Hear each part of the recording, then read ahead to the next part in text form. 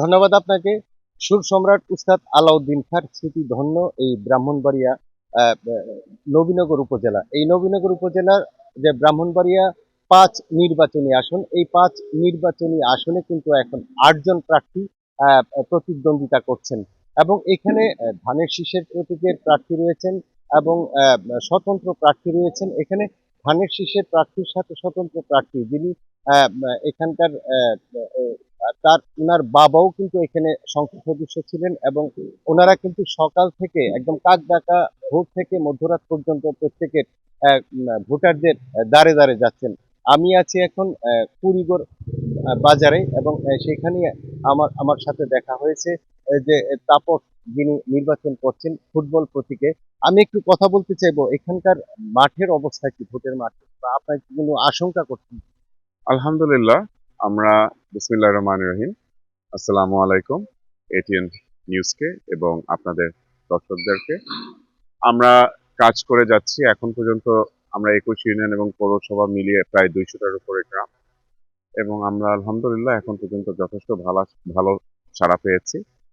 এবং আশঙ্কা এখন পর্যন্ত আলহামদুলিল্লাহ ডিসি মহোদয় থেকে শুরু করে এসপি, ইউএনও, ওসি যারাই আছেন, আর্মির যারা আছেন, সকলে আমাদেরকে আশ্বস্ত করেছেন। আশা করছি ১২ তারিখে খুব শান্তিপূর্ণভাবে এবং বাংলাদেশের ইতিহাসে হয়তোবা সবচেয়ে সুস্থ নিরপেক্ষ নির্বাচন আমরা মানুষকে উপহার দিতে পারবো ইনশাআল্লাহ। অনেক আসনই কেন্দ্রই কিন্তু ঝুঁকিপূর্ণ আমরা দেখেছি, সেক্ষেত্রে আপনাদের কোনো আশঙ্কা? আহ, আমি শুনেছি, আমি কথা বলেছি ইউনো মহোদয়ের সাথে। তো বিএনপির ক্যান্ডিডেট ১৫৪টার মধ্যে ১১৪টা আসনই ঝুঁকিপূর্ণ দিয়েছেন। তার মধ্যে ওনার নিজের কেন্দ্রও আছে। আমি জানি না কেন এটা কখনো ঘটেনি নবীনগরের রাজনৈতিক ইতিহাসে।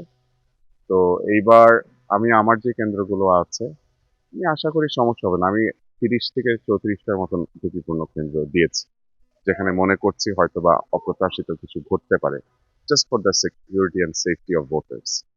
তো আশা করছি ইনশাল্লাহ নবীনগরে এমন কোনো কিছু হওয়ার সুযোগ নেই যেটার মাধ্যমে কেউ ভোটারদেরকে ভয় ভীতি কিংবা কোনো রকমের শক্তি প্রয়োগ করতে পারবে। আমরা সেই ব্যবস্থা নিয়ে প্রস্তুত আছি ইনশাল্লাহ। এখানকার যে ফুটবল প্রতীকের যে প্রার্থী নাজমুল হোসেন তাপস, তিনি যেমনটি বলেছেন যে এখন পর্যন্ত শান্তিপূর্ণভাবে কিন্তু তিনি দেখছেন এবং কোনো আশঙ্কা তিনি করছেন না। এরপরেও তিনি কিন্তু বলছেন যে নির্বাচন যেন অবাধ, সুষ্ঠু এবং নিরপেক্ষ হয়, সেই জন্য রিটার্নিং অফিসারের কাছে তিনি দাবি জানিয়েছেন। তো এই ছিল আমার কাছে ব্রাহ্মণবাড়িয়া ৫ নির্বাচনী আসলে সর্বশেষ খবর।